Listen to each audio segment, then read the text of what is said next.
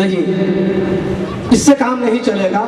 میں کبھی کبھی اکثر کہا کرتا ہوں جیسا مہمان اسی انداز کی میزبانی ہونی چاہیے، اور کبھی کبھی میں یہ کہا کرتا ہوں کہ دوستو دعا کسی کو بھی دیجئے تو دل سے دیجئے، اور اسی کو شاعر نے کہا ہے کہ قسم خدا کی جو دعا دل سے نہ نکلے وہ دعا دعا ہی نہیں، قسم خدا کی جو دعا دل سے نہ نکلے وہ دعا دعا ہی نہیں، اور وہ صدا جو آسمان کو نہ ہلا دے وہ صدا صدا ہی نہیں۔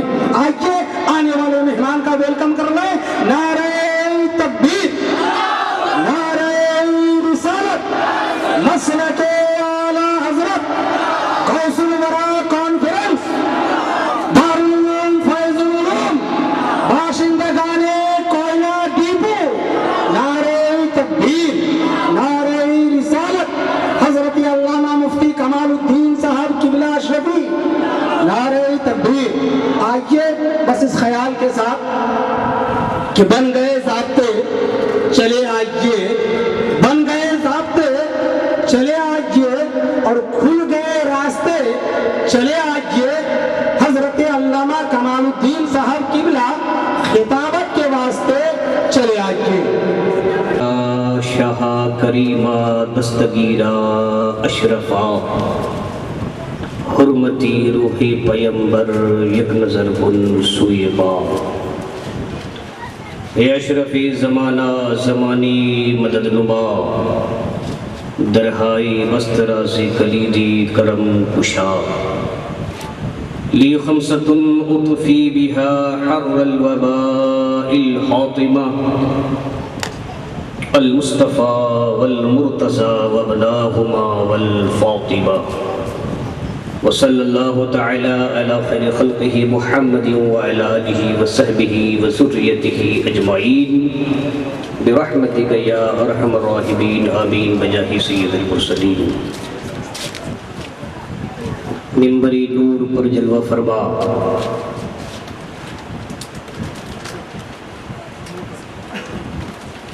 معزز علماء کرام،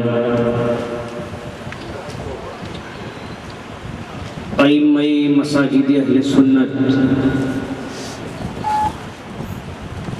اساتذہ مدارس عربیہ، شورائے اسلام، حفاظ کرام، قرائے ذی احتشام، جشن غوث الورا میں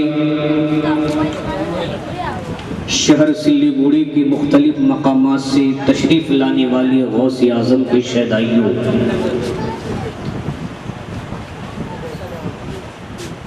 قابل احترام بزرگوں، نوجوان ساتھیوں، عزیز بچوں، اسلامی رشتے کی میری ماں اور بہنوں، السلام علیکم ورحمۃ اللہ وبرکاتہ۔ الحمدللہ الحمدللہ الذی بیدہ تصریف الاحوال وتخفیف الافعال، وهو الذی واسع النوال وبدیع الکمال، والرازق العباد علی کل حال، والصلاة والسلام على سید الہادین الى محاسن الافعال، وعلى آلہ وصحبہ المزارعین له فی الصفات والاعمال، اما بعد فاعوذ باللہ من الشیطان الرجیم، بسم اللہ الرحمن الرحیم۔ قال اللہ تبارک و تعالی فی القرآن المجید والفرقان الحمید، یا ایہا الذین آمنوا اتقوا اللہ وابتغوا الیہ الوسیلہ وجاہدوا فی سبیلہ لعلکم تفلحون، آمنت باللہ صدق اللہ المولانا العظیم، وصدق رسولہ النبی الامین المبین المکین المتین الکریم، ونحن على ذلك لمن الشاهدين والشاكرين والحمد لله رب العالمين.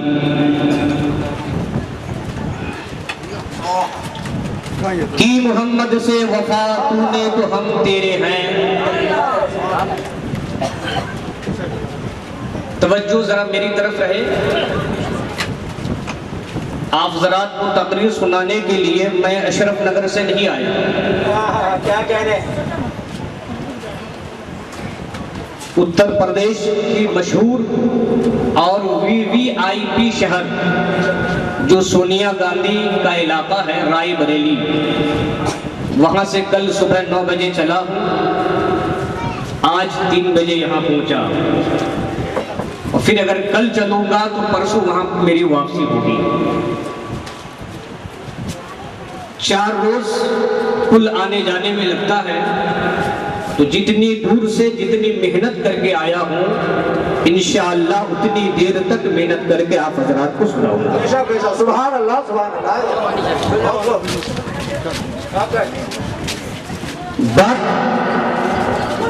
اپنے گھر کی نہیں ہوگی. کیا کہنے؟ یہ نہ سوچئے گا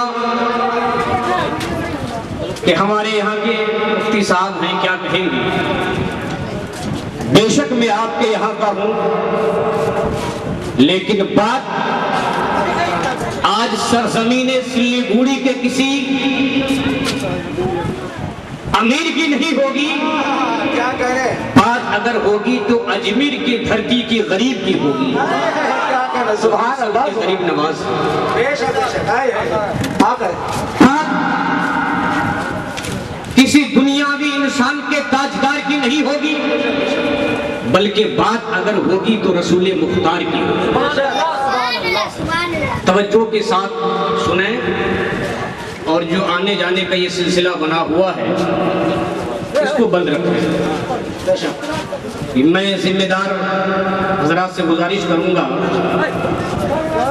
کہ یہاں ایک آدمی ادھر گیٹ کے پاس کھڑے رہیں، ایک آدمی پیچھے رہیں، اور جو ضرورت مند نہ ہو ان کو آنے جانے نہ دیں، کیونکہ اس سے سامعین کا ذہن بڑھتا ہے، مقرر کا ذہن بڑھتا ہے. حضرات، آج مجھے اس بات کی بے پناہ خوشی ہے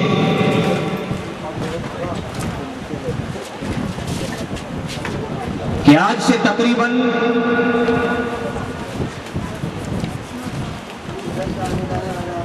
21 سال قبل سن 1992 میں جو بابری مسجد کی شہادت کا سال تھا، اسی سال میں اس سرزمین کوئلہ ڈیپو مدرسہ غوثیہ فیض العلوم کا ایک طالب علم تھا.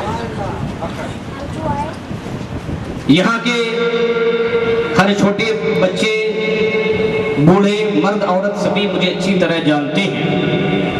لیکن آج یہ آپ نے مدرسہ غوثیہ فیض العلوم کو وہ سیچا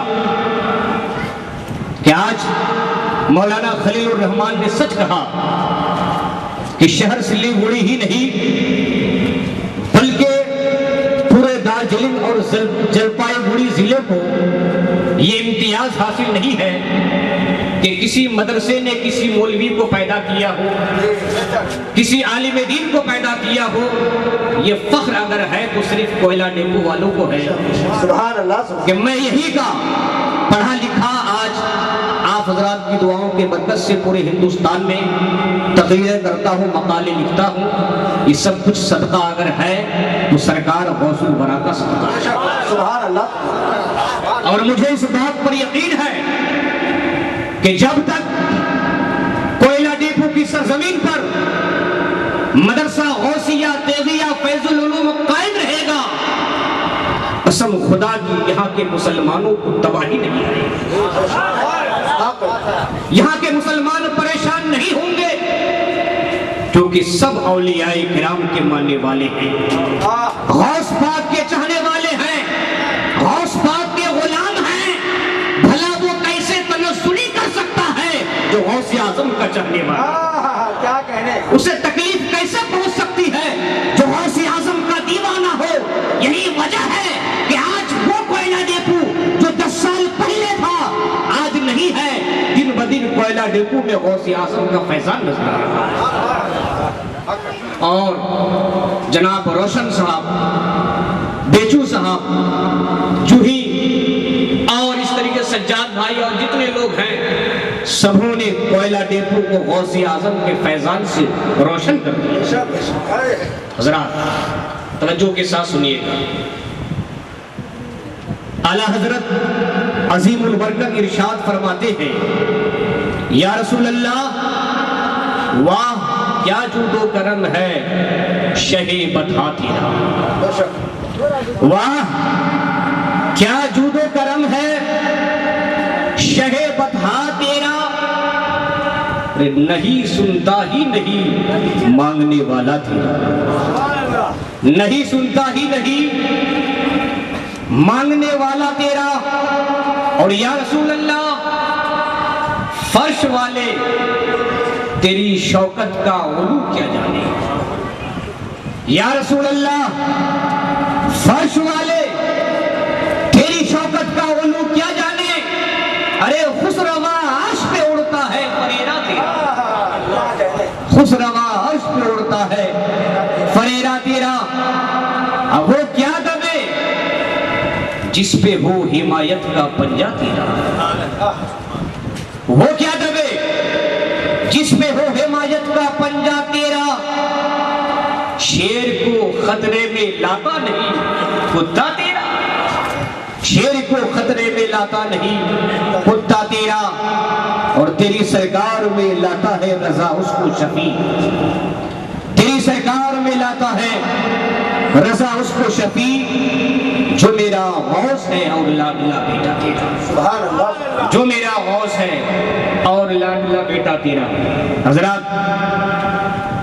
مدرسہ غوثیہ تیغیہ فیض العلوم کا یہ انقلاب آفری تاریخ ساز اور عظیم الشان پروگرام جس میں ہمارا آپ سبھی حضرات شریک سعادت ہیں. علماء کرام کا ایک نورانی قافلہ رونقی اسٹیج ہے. نقیب اجلاس حضرت مولانا سفیر الدین رضوی، شاعر ہندوستان جناب ظفر عقیل صاحب، حافظ قاری عبدالقیوم صاحب، حافظ غلام نبی آزاد، صدر المدرسون دارالعلوم حضا، حافظ وقاص، حضرت مولانا شفیق احمد صاحب، اور شہر سلی گڑی کی سب سے بڑی مسجد کہ ہمارے ہر دل عزیز حافظ و قاری خطیب حضرت حافظ شریف قمر اعظمی صاحب، یہ سب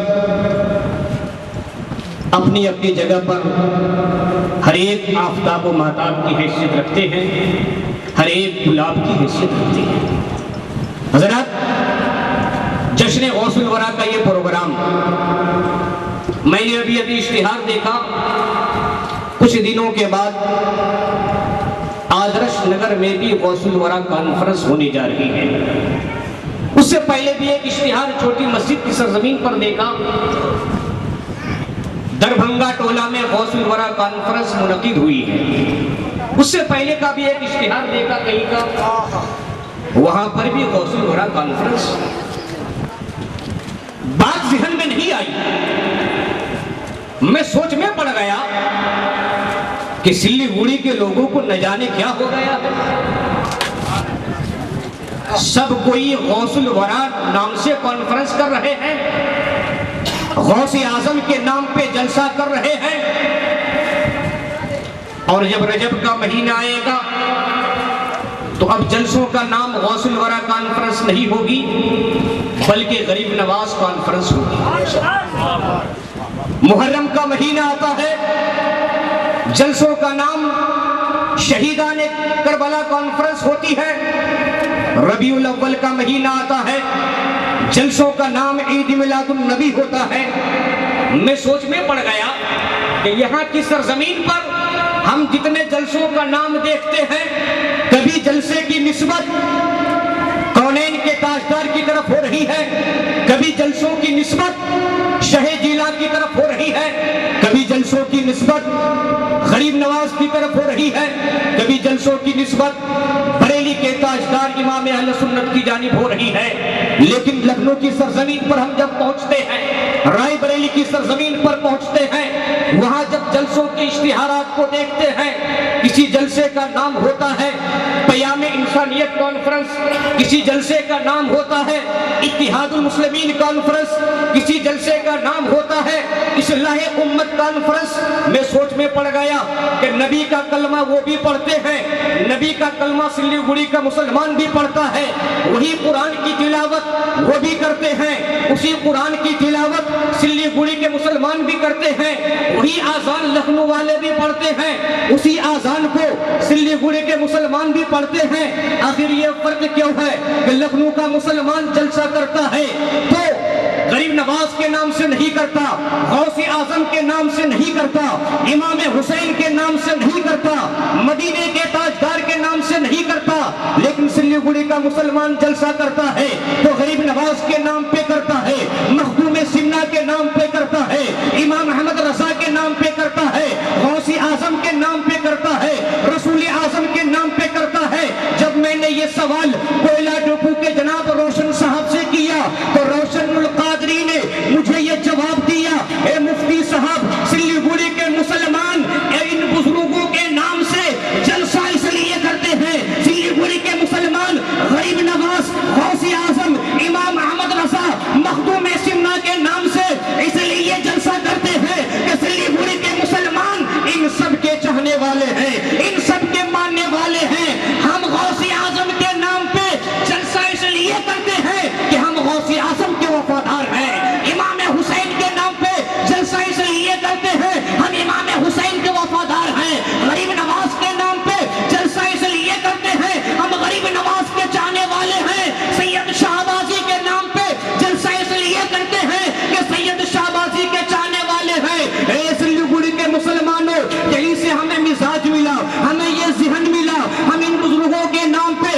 جلسہ اس لیے کرتے ہیں کہ ہم ان کے چاہنے والے ہیں، ہم ان کے ماننے والے ہیں، ہم ان کے وفادار ہیں۔ قسم خدا کی، اے مسلمانوں، وفاداری کا معاملہ یہ ہے کہ ایک وفادار جب کوئی مصیبت میں گرفتار ہوتا ہے، دوسرا وفادار اس کا کام آتا ہے۔ اے مسلمانوں، آج تم دنیا میں غوث اعظم کے وفادار ہو، کل میدان قیامت میں جب تم پہنچو گے وہاں پر، جب تم پریشان حال ہوگے، غریب نواز وہاں پر ہوں گے، مخدوم سمنا وہاں پہ ہوں گے، غوث اعظم وہاں پر ہوں گے۔ آج غوث اعظم کے ہم یہاں وفادار ہیں، غوث اعظم کل ہمارے وہاں وفادار ہوں گے۔ نعرہ تکبیر، نعرہ رسالت، غوث الورا کانفرنس، حضرت مفتی کمال الدین صاحب کی بلا۔ ہے کہ نہیں بھائی؟ اچھا ایک بات یہ بتائیے، کیا غوث اعظم ہمارے ان جلسوں کے محتاج ہیں؟ نہیں، قسم خدا کی، غوث اعظم ہمارے ان جلسوں کے محتاج نہیں۔ ہم غوث اعظم کا چرچا کریں یا نہ کریں، غوث اعظم کے نام سے جلسہ منعقد کریں یا نہ کریں، پھر بھی غوث اعظم کا چرچا ہوتا ہی رہے گا، غوث اعظم کا ذکر ہوتا ہی رہے گا۔ آپ کہیں گے کیسے؟ جب مسلمان غوث اعظم کے نام پہ جلسہ نہیں کرے گا، غوث اعظم کا چرچا کیسے ہوگا؟ غوث اعظم کا ذکر کیسے ہوگا؟ غوث اعظم کا بیان کیسے ہوگا؟ تو سنیے، پروردگار عالم نے قرآن عظیم کے مختلف پاروں میں غوث اعظم جیسے ولیوں کا ذکر کر دیا ہے، غوث اعظم جیسے ولیوں کا چرچا کر دیا ہے۔ قسم خدا کی، ہمارا ایمان ہے کہ اس دنیا میں جب تک قرآن کا پڑھنے والا ایک بھی مومن زندہ رہے گا، غوث اعظم کا چرچا بھی ہوتا رہے گا، غوث اعظم کا ذکر بھی ہوتا رہے گا۔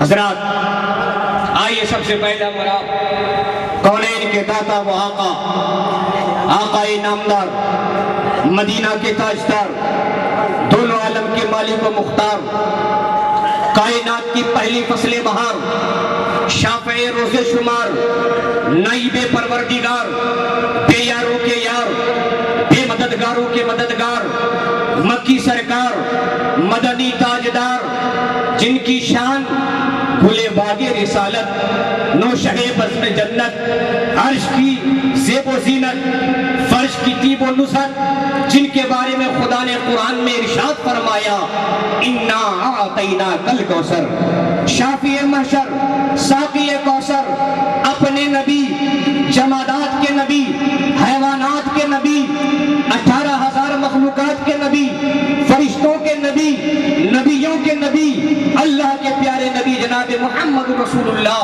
صلی اللہ علیہ وسلم کی مقدس بارگاہ میں والہانہ، عاشقانہ، خادمانہ، ایماندارانہ انداز میں جھوم جھوم کر درود پاک پڑھیں۔ اللہم صلی علی سیدنا شفیعنا مولانا محمد بارک وسلم، صلو علیہ صلاۃ و سلام علیک یا رسول اللہ، صلاۃ و سلام علیک یا حبیب اللہ۔ خطبہ کے بعد قرآن عظیم پارہ 6 رکوع 9 آیت نمبر 35 سورہ مائدہ میں اللہ تبارک و تعالی ارشاد فرماتا ہے یا ایھا الذین آمنوا اتقوا اللہ، اے ایمان والو اللہ سے ڈرو، وابتغوا الیہ الوسیلہ، اور خدا کی راہ میں وسیلہ تلاش، وجاہدوا فی سبیلہ، اور خدا کی راہ میں جہاد کرو، لعلکم تفلحون، تاکہ تم کامیاب ہو جاؤ۔ اس آیت مبارکہ میں اللہ تبارک و تعالی نے ہمیں 4 چیزوں کا حکم دیا۔ کتنی چیزوں کا؟ سب سے پہلا حکم ہے اے ایمان والو، یا ایھا الذین آمنوا، ایمان کا پہلے حکم ہے، کیونکہ ایمان کے بغیر کوئی بھی عمل خدا کی بارگاہ میں قبول نہیں ہوتا۔ دوسرا حکم اللہ تبارک و تعالیٰ سے ڈرنے کا ہے۔ کیا ہے؟ اللہ تعالیٰ سے ڈرنے کا حکم ہے۔ اب دنیا کے کسی مسلمان سے پوچھیں کیا آپ مسلمان خدا سے ڈرتے ہیں؟ تو کہے گا مولانا صاحب خود ڈرتا ہوں، اللہ تعالیٰ کا بہت خوف ہے میرے سے۔ لیکن اس سے پوچھیں کہ کیا نماز پڑھتے ہو؟ چپ۔ رمضان کے مہینے میں روزہ رکھتے ہو؟ چپ۔ اپنے مال کی زکات ادا کرتے ہو؟ چپ۔ بیوی پر ظلم کرتے ہو؟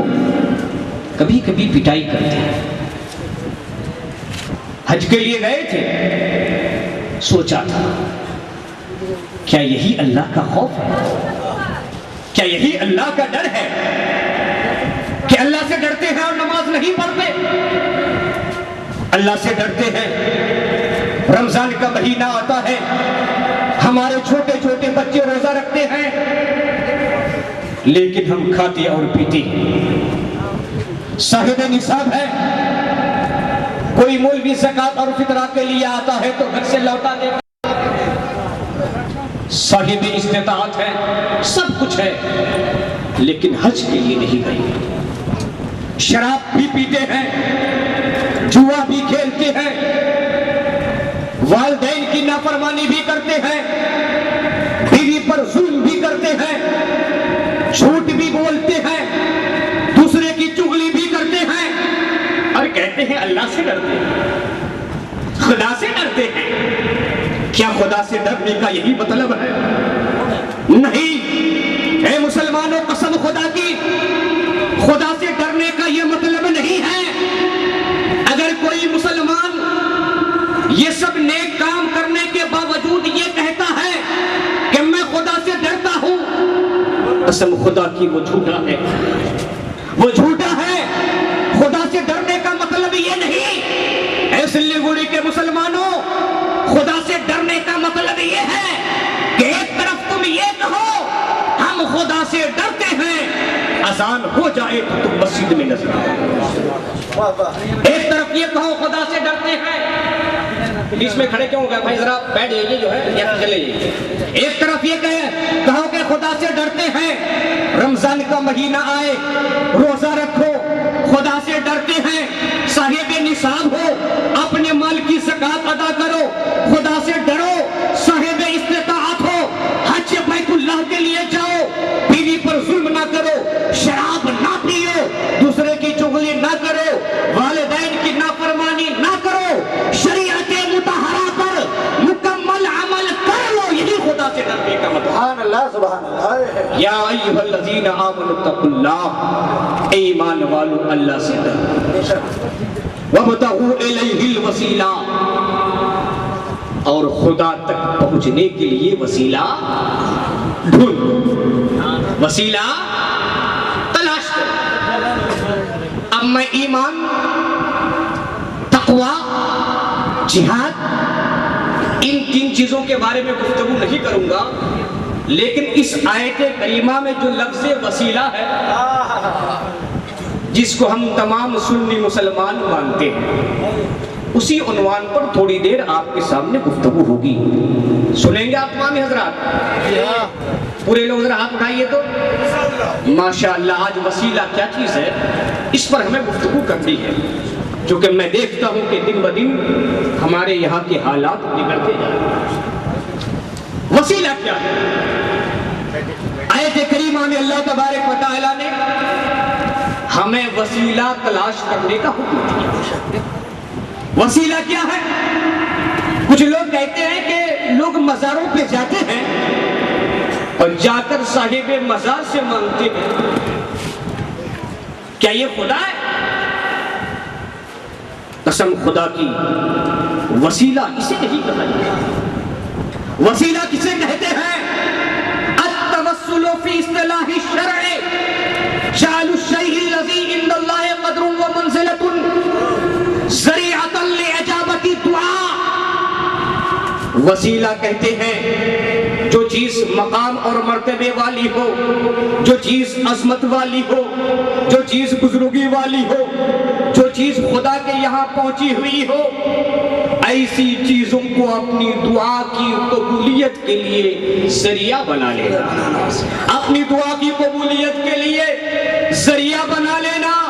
اے مسلمانوں، ہم اولیاء کرام کی بارگاہ میں جانے کے بعد ان سے نہیں مانگتے ہیں، بلکہ ہم تو مانگتے خدا ہی سے ہیں، لیکن خدا سے یہ کہتے ہیں اے مولا ہم گنہگار ہیں، ہم بدکار ہیں، ہم خطاکار ہیں، ہمیں یقین نہیں ہے کہ ہماری تو سنے گا یا نہیں سنے گا، یہ تیرا مقرب ہے، یہ تیرا چاہنے والا ہے، یہ تیرا انعام یافتہ ہے، اے مولا ان کے ذریعے سے ہماری دعا کو قبول کر لو، ان کے ذریعے سے ہماری فریاد کو سنو۔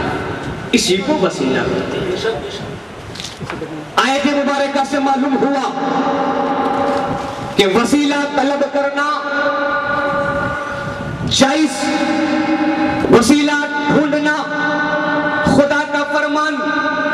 اب آئیے وسیلہ بنائیں تو کن کو بنائیں، وسیلہ کن سے طلب کریں؟ تو ہم نے قرآن سے پوچھا اے قرآن وسیلہ کن کو بنایا جائے؟ تو قرآن نے جواب دیا کہ وسیلہ بنایا جاتا ہے خدا تک پہنچنے کے لیے، لہٰذا خدا تک پہنچنے سے پہلے تمہیں ان لوگوں سے ملنا پڑے گا جو خدا کے یہاں پہنچے ہوئے ہیں، جو خدا کے یہاں عصمت والے ہیں، جو خدا کے یہاں برکت والے ہیں، جو ہستیاں خدا کے یہاں پہنچ چکی ہیں، جو خدا کے یہاں رتبے والی ہیں۔ میں نے قرآن سے پوچھا اے قرآن ذرا تو ہی تو مجھے بتا دے کہ وہ لوگ کون کون ہیں جو خدا تک پہنچ چکے ہیں، جو خدا کے قریبی ہیں، خدا کے مقرب ہیں، خدا کے انعام یافتہ ہے۔ تو قرآن نے جواب دیا انعم اللہ علیہم من النبیین والصدیقین والشہداء والصالحین، کہ خدا تک پہنچنے والے لوگ 4 طرح کے لوگ ہیں، 4 جماعت کے لوگ ہیں، 4 گروہ کے لوگ ہیں۔ ایک گروہ نبیوں کا ہے، دوسرا گروہ صدیقین کا ہے، تیسرا گروہ شہداء کا ہے، چوتھا گروہ صالحین کا ہے۔ ایک کو اعلان کروں کہ مسلمانوں، غوث الورا کے نام سے تم نے جلسہ کیا ہے، قسم خدا کی غوث اعظم یہ صالحین کی جماعت میں آتے ہیں۔ غوث اعظم تک پہنچنا قسم خدا کی خدا تک پہنچنا ہے۔ سبحان اللہ سبحان اللہ۔ وسیلہ ڈھونڈنا کس کا حکم؟ خدا کا حکم۔ وسیلے کا فرمان خدا کا فرمان۔ آپ حضرات جانتے ہیں اس دنیا میں 2 طرح کے لوگ ہیں۔ کچھ لوگ وہ ہیں جو وسیلہ کو نہیں مانتے، اور کچھ لوگ وہ ہیں جو وسیلہ کو مانتے ہیں۔ کچھ لوگ وہ ہیں جو اولیاء کرام کی بارگاہوں میں جانا شرک اور بدعت بتاتے ہیں۔ کچھ لوگ وہ ہیں جو اولیاء کرام کی بارگاہوں میں جانا ہمارے پیشوا کی سنت بتاتے ہیں۔ کچھ لوگ وہ ہیں جو وسیلہ کو مانتے ہیں، کچھ لوگ وہ ہیں جو وسیلے کو نہیں مانتے ہیں۔ لہذا نہ ماننے والوں کی نظر جب قرآن کی اس آیت کریمہ پر پڑی، سوچ میں پڑ گئے، یا اللہ ہم لوگ تو وسیلہ کو نہیں مانتے ہیں، لیکن وسیلے کا حکم بریلی کے مولانا احمد رضا کا نہیں ہے کہ انکار کر دیا جائے۔ وسیلے کا فرمان شیخ عبدالحق محدث دہلوی کا نہیں ہے کہ ٹال دیا جائے۔ وسیلے کا حکم اجمیر کے غریب نواز کا نہیں ہے کہ ہیلا بہانہ کر دیا جائے۔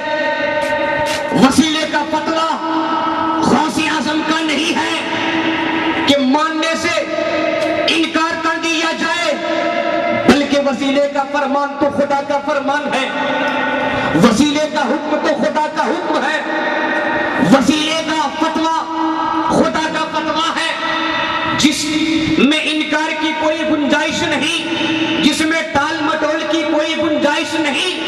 لہٰذا ایسے لوگوں نے وسیلے کے معنی کو چینج کرنا شروع کر دیا، وسیلے کے معنی میں تعریف کرنا شروع کر دیا، وسیلے کا معنی اپنی طرف سے بتانے لگا۔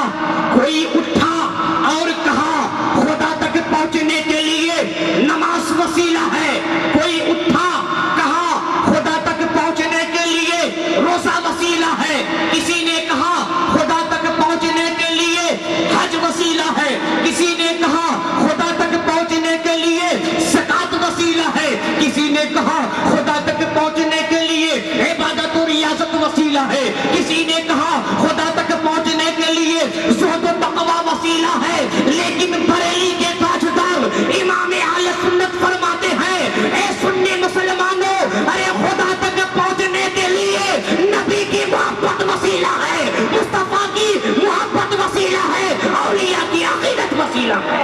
نعرہ تکبیر، نعرہ رسالت، عظمت مصطفیٰ، عظمت اولیاء کرام۔ نہ روزہ کام آئے گا، نہ سجدہ کام آئے گا، نہ روزہ کام آئے گا، نہ سجدہ کام آئے گا، قیامت میں محمد کا وسیلہ کام آئے گا، قیامت میں محمد کا وسیلہ کام آئے گا، اور نہ طاعت پر، نہ تقوی پر، نہ زہد و اتقا پر ہے، نہ طاعت پر، نہ تقوی پر، نہ زہد و اتقا پر ہے۔ ہمارا ناز جو کچھ ہے محمد مصطفیٰ پر ہے، ہمارا ناز جو کچھ ہے محمد مصطفیٰ پر ہے، اور مانگنے کا سلیقہ تو ہمیں آتا نہیں، مانگنے کا سلیقہ تو ہمیں آتا نہیں۔ لوگ کہتے ہیں کہ ہم کو ملتا نہیں، مانگنے کا سلیقہ تو ہمیں آتا نہیں، لوگ کہتے ہیں کہ ہم کو ملتا نہیں۔ ارے جب کبھی خدا سے دعا کیجیے، جب کبھی خدا سے دعا کیجیے، ذات مصطفیٰ کو وسیلہ بنا لیجیے، ذات مصطفیٰ کو وسیلہ۔ پیچھے والے حضرات لگتا ہے کچھ سمجھ نہیں رہے ہیں، ذرا ہاتھ اٹھائیے تو میری آواز پہنچ رہی ہے کہ نہیں؟ لیکن آپ حضرات کی آواز مجھ تک نہیں پہنچ رہی۔ پیچھے والے حضرات ذرا بیدار بخشی کے ساتھ سماعت کریں. توجہ ہے نا بھائی؟ سنایا جائے وسیلہ کیا چیز ہے. بخاری شریف پیج نمبر 981, ابو داؤد شریف پیج نمبر 772, عن عبد الله بن هشام قال كنا مع النبي صلى الله عليه وسلم وهو آخذ بيد عمر بن الخطاب فقال له يا عمر فقال النبي صلى الله عليه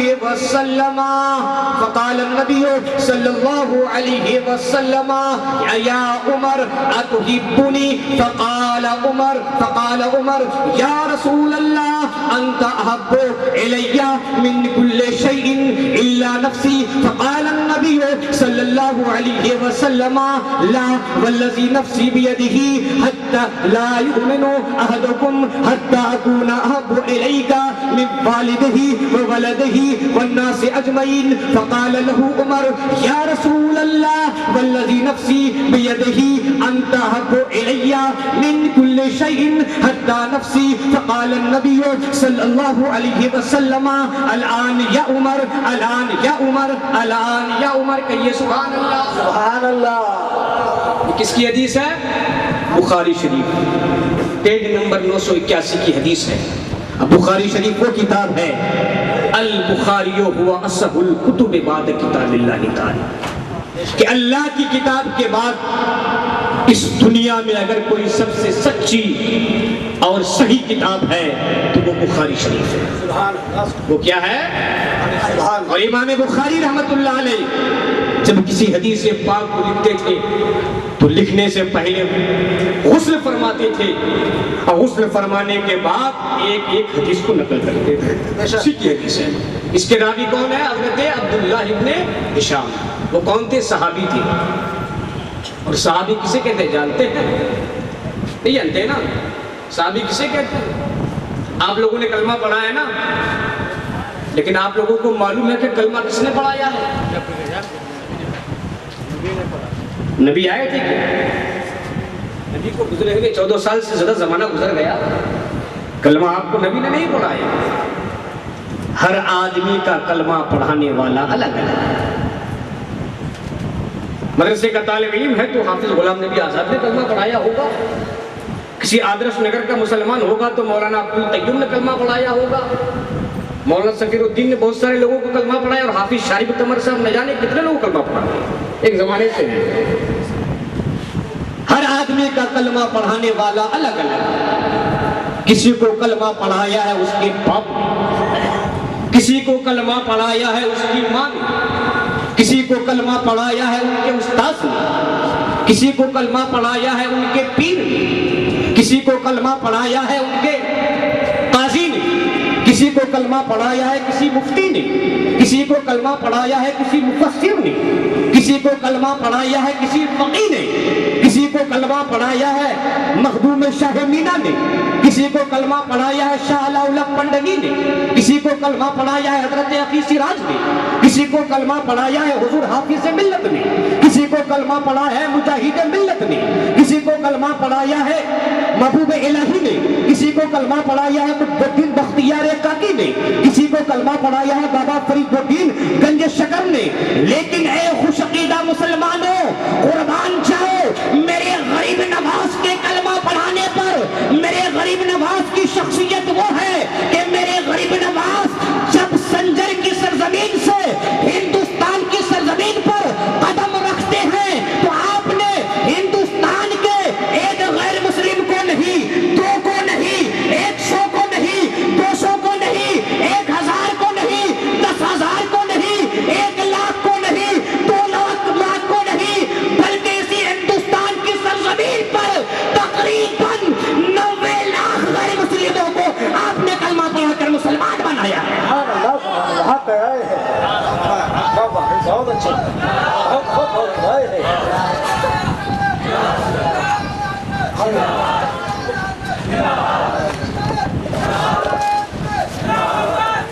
حضرات پتہ چلا ہر ایک کا کلمہ پڑھانے والا الگ الگ ہے. کسی کو کلمہ پڑھایا ہے غریب نواز نے, کسی کو کلمہ پڑھایا ہے غوث اعظم نے, کو کلمہ پڑھایا ہے امام حسین نے، کسی کو کلمہ پڑھایا ہے ماں فاطمہ نے، کسی کو کلمہ پڑھایا ہے حضرت عائشہ نے، کسی کو کلمہ پڑھایا ہے صدیق اکبر نے، کسی کو کلمہ پڑھایا ہے عمر فاروق نے، کسی کو کلمہ پڑھایا ہے عثمان غنی نے، لیکن پتہ چلا ہر ایک کو کلمہ پڑھانے والا الگ الگ ہے، لیکن اے صحابہ ہم تمہاری قسمت پہ قربان ہیں کہ تم کو کلمہ پڑھایا ہے تو کسی اور نے نہیں پڑھایا ہے، بلکہ تم کو کلمہ پڑھایا ہے تو کلمہ والے نے پڑھایا۔ سبحان اللہ۔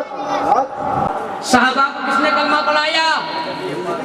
کلمہ پڑھانے والے نے پڑھایا۔ تم کو کلمہ پڑھایا، کلمہ والے نے پڑھایا۔ حضرات پتہ چلا کہ صحابہ وہ ہیں جن کو نبی نے کلمہ پڑھایا، صحابہ کی ذات وہ ہے کہ جن کو نبی نے کلمہ پڑھایا۔ ہم نے آذان پڑھی لیکن جن کی آذان پڑھتے ہیں ان کو دیکھا نہیں، ہم قرآن پڑھتے ہیں لیکن جو قرآن کو لایا ان کو دیکھا نہیں، ہم درود پڑھتے ہیں لیکن جن پر درود پڑھتے ہیں ان کو دیکھا نہیں، ہم نماز پڑھتے ہیں لیکن جو نماز لے کر آئے ان کو دیکھا نہیں، لیکن اے میرے صحابہ تمہاری قسمت پہ ہم قربان ہیں، ارے تم نے کلمہ پڑھا تو کلمہ والے کو دیکھا بھی ہے، تم نے کلمہ پڑھا تو کلمہ والے کو دیکھا بھی ہے، ہم نے درود پڑھی درود والے کو دیکھا نہیں، ہم نے نماز پڑھی نماز والے کو دیکھا نہیں، ہم آذان پڑھے آذان والے کو دیکھا نہیں، ہم قرآن پڑھتے ہیں قرآن لانے والے کو دیکھا نہیں، لیکن صحابہ کی ذات وہ ہے کہ صحابہ نے قرآن پڑھا وہ قرآن والے کو دیکھا بھی ہے، صحابہ نے آذان پڑھی آذان والے کو دیکھا بھی ہے، صحابہ نے درود پڑھی درود والے کو دیکھا بھی ہے، صحابہ نے نماز پڑھی نماز والے کو دیکھا بھی ہے، بلکہ صحابہ کی ذات تو وہ ہے کہ اے میرے صحابہ ارے تم نے تو ان کو دیکھا ہے جس نے خدا کو دیکھا۔ سبحان اللہ۔ صحابہ نے ان کو دیکھا ہے جس نے خدا کو دیکھا۔ سمجھ گئے نا صحابی کسے کہتے ہیں؟ یہی فرق ہے۔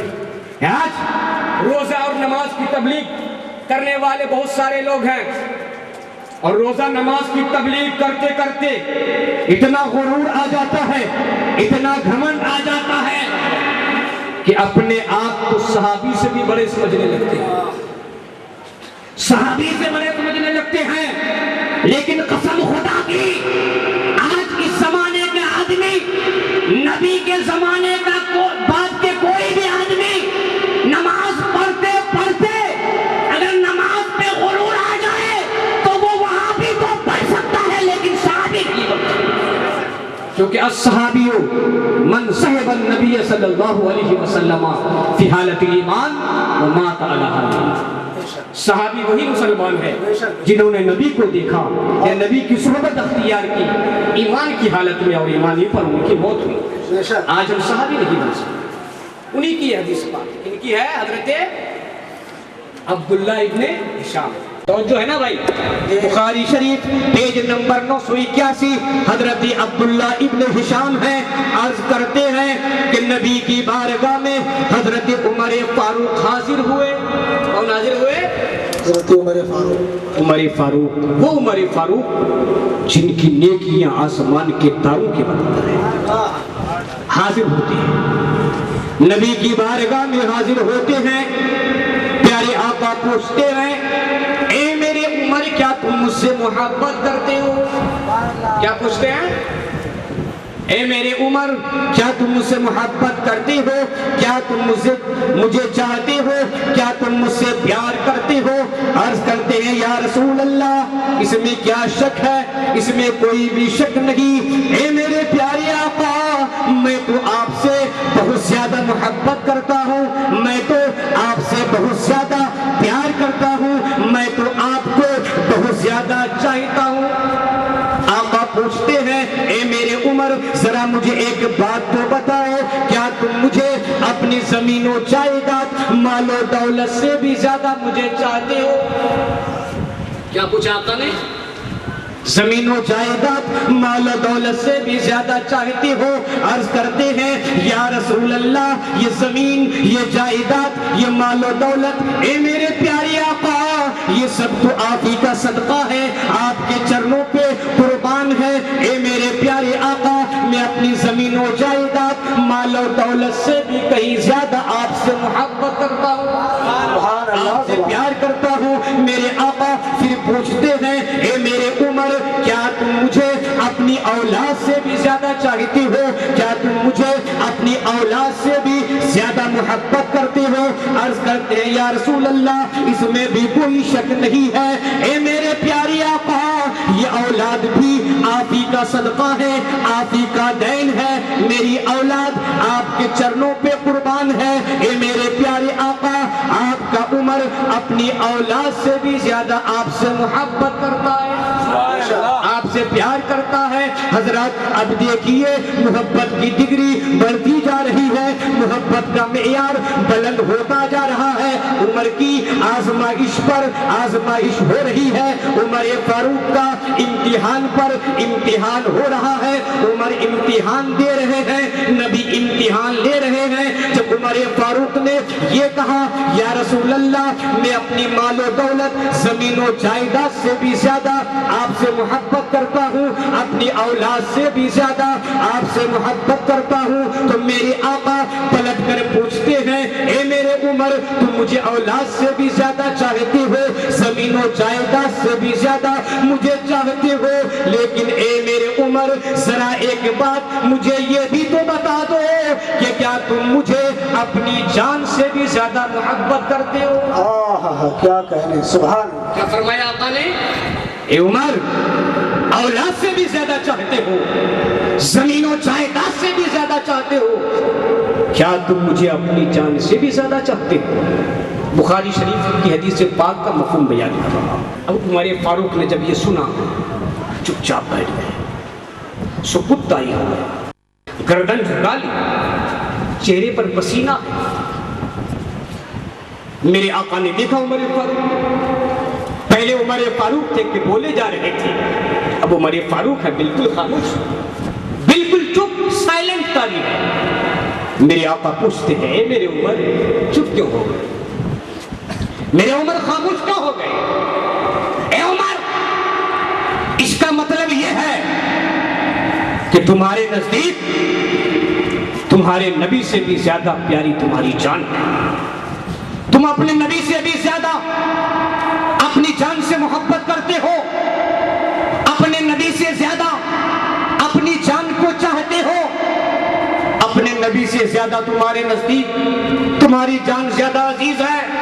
اے میرے عمر، جب میں نے تم سے زمین و جائیداد کے بارے میں پوچھا، تم نے فوراً کہہ دیا، یا رسول اللہ، میں زمین و جائیداد سے بھی زیادہ آپ کو چاہتا ہوں۔ اے میرے عمر، جب میں نے تم سے اولاد کے بارے میں پوچھا، تم نے کہہ دیا اولاد سے بھی زیادہ آپ کو چاہتا ہوں، لیکن اے میرے عمر، جب میں نے تم سے تمہاری جان کے بارے میں پوچھا ہے تو تم خاموش نظر آ رہے ہو، تم چپ نظر آ رہے ہو۔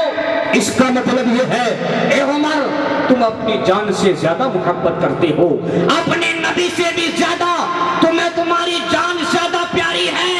اور اے میرے عمر، اگر ایسی ہی بات ہے تو بولو اللہ اکبر۔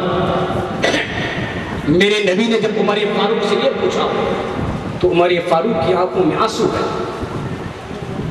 قدم رسول میں گر جاتے ہیں، ہاتھوں کو باندھ لیتے ہیں اور دستہ بستہ عرض کرتے ہیں، اے میرے پیارے آقا، ایسی کوئی بھی بات نہیں ہے، اے میرے آقا، ایسی کوئی بھی بات نہیں ہے۔ میرے آقا، زمین و جائیداد کے بارے میں نے بہت پہلے فیصلہ کر لیا تھا کہ عمر اپنی زمین جائیداد سے بھی زیادہ اپنے نبی سے محبت کرتا ہے۔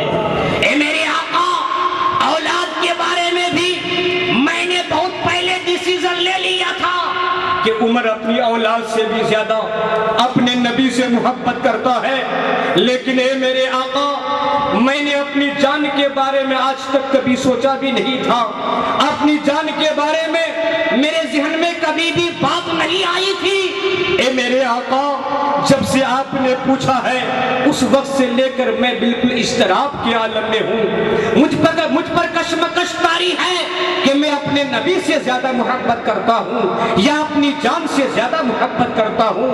اے میرے پیارے آقا ابھی اس کے بارے میں نے کوئی رائے قائم نہیں کی ہے, میں نے کوئی فیصلہ نہیں کیا ہے, میں نے کوئی ڈیسیزن نہیں لیا ہے, کیونکہ وہ عمر فاروق تھے جو ان کے دل میں تھا وہی زبان پر تھا. ہماری اور آپ کی طرح نہیں کہ جو دل میں بے کچھ اور ہوتا ہے ہماری زبان پہ کچھ اور ہوتا ہے. ورنہ عمر اگر چاہتے تو نبی کو خوش کرنے کے لیے وقتی طور پر کہہ دیتے یا رسول اللہ میں اپنی جان سے بھی زیادہ آپ سے محبت کرتا ہوں. لیکن عمر وہ پکے مسلمان تھے کہ مسلمان کی علامت یہی ہے کہ جو دل میں ہونا چاہیے وہی زبان پر بھی ہونا چاہیے.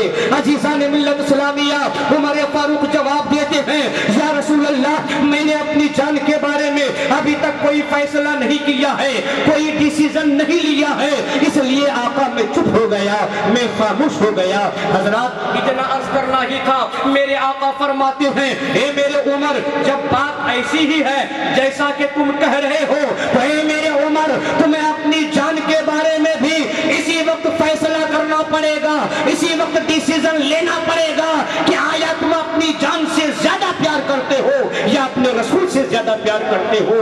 اپنی جان سے تمہیں زیادہ محبت ہے یا اپنے رسول سے زیادہ محبت ہے.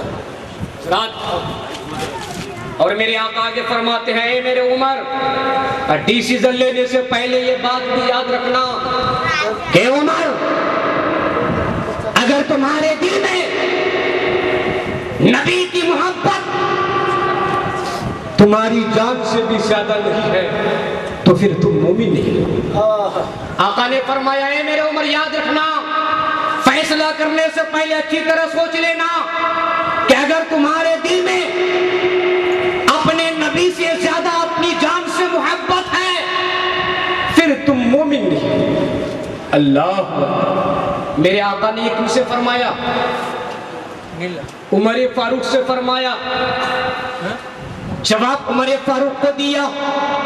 اور آپ حضرات جانتے ہیں عمر فاروق ایک صحابی تھے, کوئی عام آدمی نہیں, ایک صحابی تھے. میرے آقا صحابی سے فرما رہے ہیں اے میرے عمر اگر تم اپنی جان سے اپنے نبی سے زیادہ اپنی جان سے محبت کرتے ہو پھر تم مومن نہیں, تم مسلمان نہیں. حضرات یہی سے پتا چلا کہ جب ایک صحابی نبی کی محبت کے بغیر مومن نہیں ہو سکتا تو بھلا آج کا وہاں بھی نبی کی محبت کے بغیر مومن کیسے ہو سکتا؟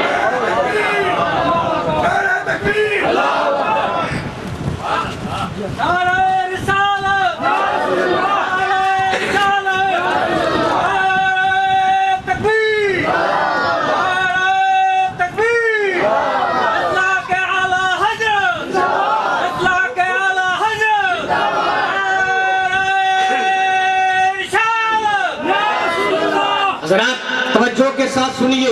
اب حضرت عمر فاروق لرزہ برندام ہے, حضرت عمر فاروق کانپ رہے ہیں, عمر فاروق لرز رہے ہیں, عمر فاروق پر کپ کپی طاری ہے. سوچتے ہیں یا اللہ میرے نبی نے فرما دیا میں مومن نہیں اگر میں اپنی جان اپنے نبی سے زیادہ اپنی جان سے محبت کرتا ہوں تو پھر میں مومن نہیں. عمر فاروق رو رہے ہیں, عمر فاروق کانپ رہے ہیں, عمر فاروق لرز رہے ہیں. کشمکش کا عالم ہے, اضطراب کا عالم ہے. عمر فاروق کی آنکھوں میں آنسو ہے, پیشانی پر پسینہ ہے. حضرات ایک بات یہیں پر سنتے چلیے کہ اگر عمر فاروق کی جگہ پر آپ ہوتے, میں ہوتا, اس زمانے کا اور کوئی مسلمان ہوتا اور ان سے میرے نبی یہی فرماتے تو وہ مسلمان میرے نبی کے دامن کو پکڑ لیتا, عرض کرتا یا رسول اللہ یہ آپ کیا فرما رہے ہیں؟ ارے کلمہ تو آپ ہی نے مجھے پڑھایا تھا, پھر بھی کہہ رہے ہیں میں مسلمان نہیں, نمازیں تو آپ ہی کے پیچھے پڑتا ہوں پھر بھی کہہ رہے ہیں میں مسلمان نہیں، زکات کا مال آپ ہی کے پاس جمع کرتا ہوں پھر بھی فرماتے ہیں مسلمان نہیں، میدان جہاد میں آپ کے ساتھ جاتا ہوں پھر بھی فرما رہے ہیں مسلمان نہیں، حج بھی آپ کے ساتھ کیا ہے پھر بھی فرما رہے ہیں کہ میں مسلمان نہیں۔ لیکن حضرات دیکھیے حضرت عمر فاروق ہے نہ، حضرت عمر فاروق ہے یہ نہیں کہتے یا رسول اللہ کلمہ تو آپ نے مجھے پڑھایا ہے، نماز آپ کے پیچھے پڑھتا ہوں، زکات کا مال آپ کے پاس جمع کرتا ہوں، حج میں نے آپ کے ساتھ کیا ہے، نہیں نہیں، عمر فاروق خاموش ہے۔ عمر فاروق نہ اپنی نماز کا حوالہ پیش کرتے ہیں، عمر فاروق نہ روزے کا حوالہ پیش کرتے ہیں، عمر فاروق نہ زکات کا حوالہ پیش کرتے ہیں، عمر فاروق نہ حج کا حوالہ پیش کرتے ہیں، عمر فاروق نہ عبادت اور ریاضت کا حوالہ پیش کرتے، عمر فاروق نہ زہد و تقوی کا حوالہ پیش کرتے ہیں، بلکہ عمر فاروق خاموش ہے، عمر فاروق چپ ہے۔ کیوں؟ عمر فاروق کی خاموشی سے ہمیں یہ ذہن ملا، ہمیں یہ مزاج ملا، ہمیں یہ سبق ملا کہ اے مسلمانوں یاد رکھنا نماز پڑھنا ایمان نہیں ہے بلکہ ایمان میں داخل ہونے کا دروازہ ہے۔ اے مسلمانوں روزہ رکھنا ایمان نہیں ہے بلکہ ایمان میں داخل ہونے کا دروازہ ہے۔ حج کرنا ایمان نہیں ہے، ایمان کی علامت ہے۔ زکات دینا ایمان نہیں ہے، ایمان کی شناخت ہے۔ اے مسلمانوں ایمان تو اصل میں عشق رسول اور محبت مصطفیٰ کا نام ہے۔ نعرہ تکبیر، نعرہ رسالت، عظمت اسلام، مذہب اسلام، محمد کی محبت دین حق کی شرط اول ہے، محمد کی محبت دین حق کی شرط اول ہے۔ اسی میں ہو اگر خامی سب کچھ نامکمل ہے، اسی میں ہو اگر خامی سب کچھ نامکمل ہے۔ حضرات پتہ چلا کہ عشق نبی یہ کیا ہے؟ جنت میں جانے کا وسیلہ ہے، محبت مصطفیٰ جنت میں جانے کا وسیلہ ہے۔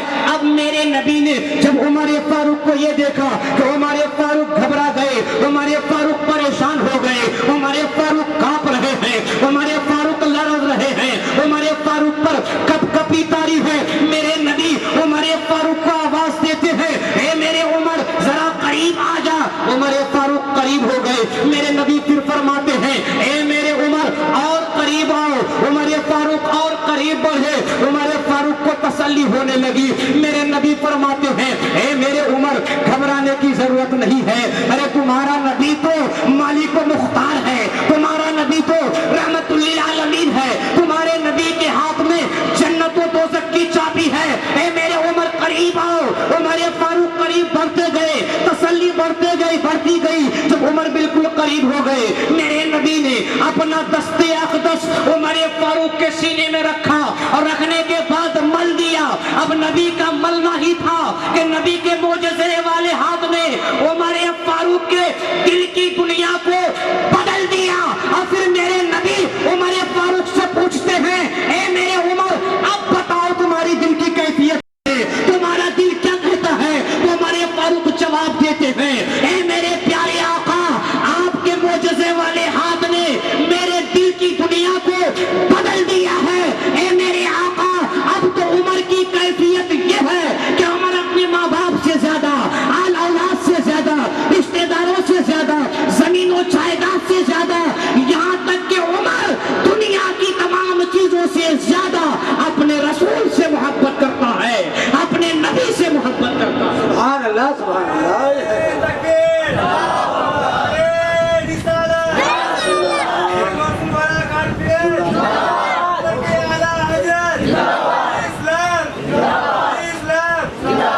جب عمر فاروق نے یہ جواب دیا میرے آقا نے فرمایا الان یا عمر، اے میرے عمر اب تم پکے مسلمان ہو گئے۔ یہ سبحان اللہ، سبحان اللہ، اے میرے عمر اب تم سچے مسلمان ہو گئے۔